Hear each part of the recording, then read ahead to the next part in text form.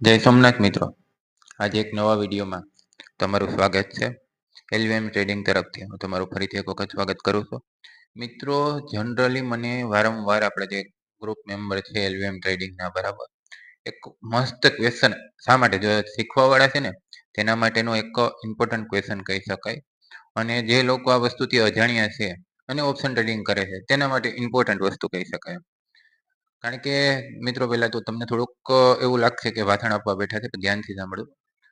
Option trading વસ્તુ એવી ને કે પ્રોપર શીખ્યા સિવાય આ વસ્તુમાં કામ ના કરાય.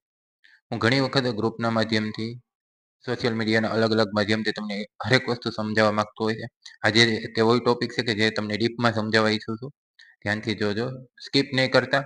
કારણ કે જો ઓપ્શન ટ્રેડિંગ કરવું હોય ને તો ખૂબ અગત્યનો, અને જે લોકો ઓપ્શન ટ્રેડિંગ નથી કરતા તેના માટે પણ અગત્યનો છે. લોકો સ્ટોકમાં કામ કરે છે, બરાબર, ફ્યુચર્સમાં કામ કરે છે, જે બી કરતા હોય, બરાબર, સ્ટોક માર્કેટ રિલેટેડ, એના માટે એક બેઝિક ઇન્ફોર્મેશન કહેવાય તો બેઝિક ઇન્ફોર્મેશન. અને ઓપ્શન ટ્રેડિંગ વાળા માટે તો સૌથી ઇમ્પોર્ટન્ટ પોઈન્ટ છે એટલે ક્લોઝિંગ માર્કેટનો, બરાબર. હવે વાત કરીએ ને તો માર્કેટ છેલ્લા ઇલેક્શન પછી બહુ સારી એવી રિસ્પોન્સ આપી રહી છે. આપણા એવરી મેમ્બર, ગ્રુપ મેમ્બર છે જે પ્રીમિયમ સર્વિસ વાળા છે, અથવા તો જે આપણું ફ્રી ગ્રુપ ચાલે છે તેમાં પછી છે, તે લોકો સારું એવું કમાઈ રહ્યા છે, બરાબર. હવે જનરલી છેલ્લા 4-5 દિવસથી મને સોરી અલગ અલગ ગ્રુપ મેમ્બરના અલગ અલગ મિત્રોના મેસેજ આવી રહ્યા છે કે ભાઈ ઓપ્શન ટ્રેડિંગમાં નહીં, સોરી, ઓપ્શન ટ્રેડિંગની જ વાત કરીએ. ઓપ્શનમાં એક અલગ વેલ્યુ ઉપર ક્લોઝિંગ આવ્યું હોય છે, 3:30 બરાબર. બીજે દિવસે સવારે ઉઠીને જોઈએ 9:15, બરાબર, 9 વાગ્યાની આસપાસ, 9 વાગે વાત કરી, 9:15 તો માર્કેટ ઓપન થઈ જાય એટલે વેલ્યુ ફ્લક્ચ્યુએટ થતી હોય. પણ 9 વાગ્યાની વાત કરીએ તો કંઈક અલગ વસ્તુ બતાવે છે. શું છે આ રીઝન? હવે મિત્રો, તમને તો પહેલા એવું કહી દઉં કે ક્લોઝિંગ ઇમ્પોર્ટન્ટ છે. ક્લોઝિંગ ઉપર આખો ડિફરન્સ આવે છે. હા, આલ્ફા, બીટા, ગામા, ડીકા જે લાગે છે, બરાબર, એ અલગ વસ્તુ છે. આ થોડીક અલગ વસ્તુ છે, ધ્યાનથી જોજો.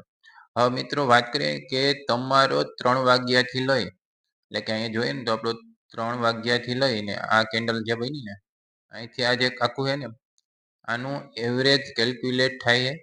સાંભળજો તમે, આ એટલા ટાઈમની એવરેજ કેલ્ક્યુલેટ થશે. જે રાઉન્ડ માર્યો ને, એક એક્ઝામ્પલ આપું છું, ગઈકાલનો જ છે, 12 તારીખનો, બરાબર, આજે 13 તારીખ છે.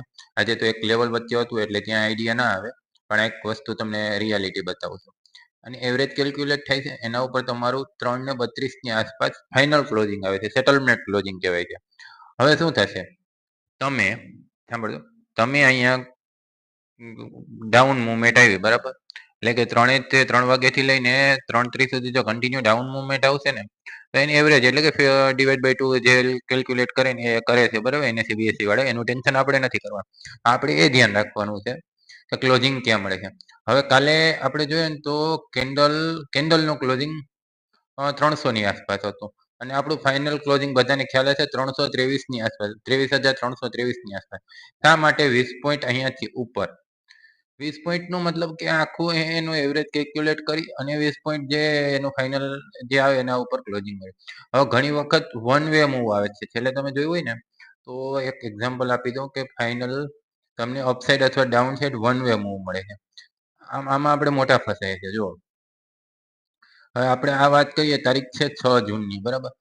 6 જૂનની વાત કરીએ તો તમે ડેટા ચેક કરતા હોજો. 15 થી લઈ, બરાબર, આ કેન્ડલ 14, હા, 15 થી લઈ કે 22,773 થી લઈ અને 22,847 સુધી માર્કેટ ગઈ, બરાબર, કે 100 અપ્રોક્સિમેટ 60-70 પોઈન્ટ જેવી મૂવ થાય. આ વખતે શું થશે, તમે અહીંયા એવું વિચારશો કે માર્કેટ ઉપર ગઈ છે, અહીંયાથી કોલ બાય કરશો, બરાબર, એટ એ ટાઈમ જે તમને 3:30 તમારો કોલ બાઇંગ નો પ્રીમિયમ હશે ને, બીજે દિવસે 9 વાગે એટલે કે next day, next trading session, જે દિવસે માર્કેટ ઘણી વાર શનિ રવિ આવતો હોય તો સોમવારે, મતલબ, બરાબર, નેક્સ્ટ ટ્રેડિંગ સેશનમાં તમારું તે પ્રીમિયમ તમને અલગ બતાવતો એટલે નેગેટિવ બતાવો. શા માટે? તો કે એનું ફાઇનલ ક્લોઝિંગ ક્યાં મળેલ હશે, જે એની એવરેજ હશે. તો એક્ઝામ્પલ લે કે એની એવરેજ 22,800 ની આસપાસ. એ જે 40 પોઈન્ટ નો ડિફરન્સ છે ને, તે તમારા પ્રીમિયમ માંથી એની એવરેજ કપાશે. એના લીધે તમને પ્રીમિયમની વેલ્યુ 9:15 પહેલા અલગ થતી જોવા મળે છે. હવે ઘણા મિત્રો એવું કહે છે રાત્રે માર્કેટ ચાલુ હોય, 3:30 પછી માર્કેટ ચાલુ છે. ના મિત્રો, આવું કશું નથી. જનરલી આવા ક્વેશ્ચન થતા હોય મનમાં, જ્યારે આ વસ્તુથી આપણે અજાણ્યો. પણ ડિફરન્સ આ વસ્તુનો છે કે જે તમારું ફાઇનલ ક્લોઝિંગ મળે ને, એવરેજ વેલ્યુ, એ રિફ્લેક્ટ એટ એ ટાઈમ નથી થતી 3:32. એ નેક્સ્ટ દિવસે 9 વાગ્યા પહેલા તમારા કોઈ બી બ્રોકર જે હોય એના ઉપર રિફ્લેક્ટ થઈ જાય છે, બરાબર. આની એક ઇફેક્ટ. હવે ઘણી વખત કેવું થાય કે માર્કેટ ડાઉન છે, હા, તો આપણે કોલ સાઈડ બાય કર્યું, એટ એ ટાઈમ જો અહીંયા પુટ બાય કરીને ગયા તમે, એટલે અહીંયા તમે કોઈ પુટ કોઈ બી સ્ટ્રાઇક પ્રાઇસ ઉપર પુટ બાય કર્યું હોય ને, તો બીજા દિવસે સવારે તમને પુટની વેલ્યુ ઇન્ક્રીઝ થતી જોવા મળશે. એટલે એક્ઝામ્પલ લો કે તમે 85 બાય કર્યું તો સવારે તમને 92 ઉપર જોવા મળશે. તમને વિચાર થશે કાલે ફાઇનલ ક્લોઝિંગ 85 હતું, અત્યારે કેમ 92 જોવા, રાત્રે માર્કેટ ઓપન થઈ? ના, ઓપન નથી, તે આ વસ્તુના કારણે થયું છે. સેમ કોલ બાય કર્યો 92 એ બાય કર્યો 85 જોવા મળે છે. શા માટે? તો કે જે 40 પોઈન્ટનો ડિફરન્સ પડ્યો ક્લોઝિંગનો, એ ઘણી વખત તો 400 વન વે મૂવ આવતી હોય, અહીંયા બી વન વે મૂવ આપેલ છે 15-10 થી, જે 400 500 પોઈન્ટ બી બેંક નિફ્ટી જેવી ઇન્ડેક્સમાં જોવા મળે છે. અને નિફ્ટીની વાત કરીએ ને તો મેં ખ્યાલ છે ને, મને મારા મત મુજબ 100 પોઈન્ટનું ફાઇનલ ક્લોઝિંગમાં ડિફરન્સ જોવા મળેલ છે. મારી સાથે પણ શરૂઆતમાં આવું થયું હતું, કારણ કે આપણે જ્યારે ફાઇનલ ક્લોઝિંગ વિશે ખ્યાલ ન હોય, વસ્તુ સમજતા ના હોય ને, ત્યારે આવું જોવા મળે છે. એક ડેટા હશે તો હું તમને બતાવી દઉં કે, કારણ કે છેલ્લી 3 વાગ્યા પછીની ઘણી વખત ખાસ એક્સપાયરીને દિવસે જબરી મુવમેન્ટ જોવા મળતી હોય છે, બરાબર. અથવા તો કોઈ ડેટા આવતા હોય, એવી કન્ડિશનમાં તમને ક્લોઝિંગ બહુ ઇમ્પોર્ટન્ટ રહેશે. તો વન વે મૂવ ક્લોઝિંગની તમને બતાવું. અહીંયાથી વાત કરીએ ને તો ક્યાં ગયું 3:30? હા, અહીંયા બી સેમ સિચ્યુએશન છે. ઘણી વખત તમને 100 પોઈન્ટનો ડિફરન્સ જોવા મળશે. કે માર્કેટ વાત કરીએ કે અત્યારે ચાલી રહી છે, તો હું તમને આજની વાત કરતો કે માર્કેટ 23,300 ની આસપાસ ચાલી રહી છે, બરાબર, ક્લોઝિંગ આજનું. તો શા માટે 23,300 એ બતાવે છે? તેનું એકમાત્ર રીઝન છે કે છેલ્લી જે એવરેજ હોય 200 પોઈન્ટ તૂટી હોય, તો 100 પોઈન્ટની એવરેજ જનરેટ થાય, એવરેજના કારણે આ તમને વસ્તુ જોવા મળે. એવી એક વસ્તુ વિચારી લેવાની કે જો આ મિત્રો એક વસ્તુ તમને સમજાવી દો, બેઝિક ઇમ્પોર્ટન્ટ છે, ઓપ્શન ટ્રેડર ખાસ જોજો. અહીંયાથી આ માર્કેટ તૂટી, અહીંયાથી જો તમારે એક મિનિટ, આ પોઈન્ટ જે ને આપણો આ પોઈન્ટ, બરાબર, ત્યાં તમે કોલ બાય કરશો ને તો તમને ફાયદો થશે.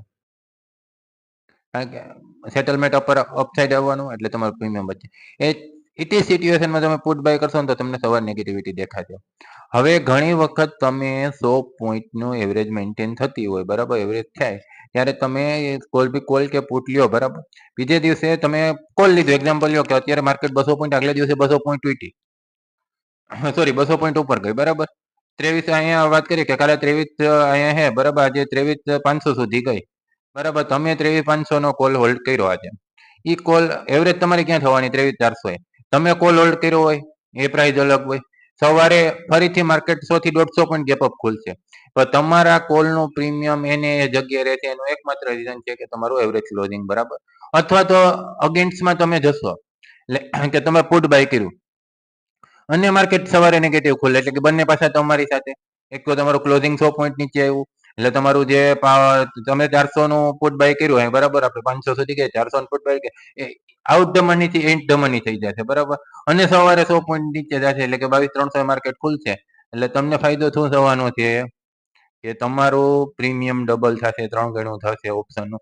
એને એકમાત્ર રીઝન એવરેજ ક્લોઝિંગ છે. જ્યારે બી તમારે કોલ સાઈડ જવું હોય તો વિચારવાનું કે અપસાઇડ માર્કેટ છેલ્લી 30 મિનિટમાં નથી ગઈ ને વન વે, જ્યારે બી વન વે માર્કેટ અપસાઇડ ગઈ હોય ત્યારે કોલ હોલ્ડ નહીં કરવાનો BTST, અને જ્યારે one way market down side ગઈ હોય ત્યારે પુટ હોલ્ડ નહીં કરવાનું, કારણ કે સેટલમેન્ટ વેલ્યુ તમારા ઉપર ઇફેક્ટ નાખશે, તમારા પ્રીમિયમને તોડશે.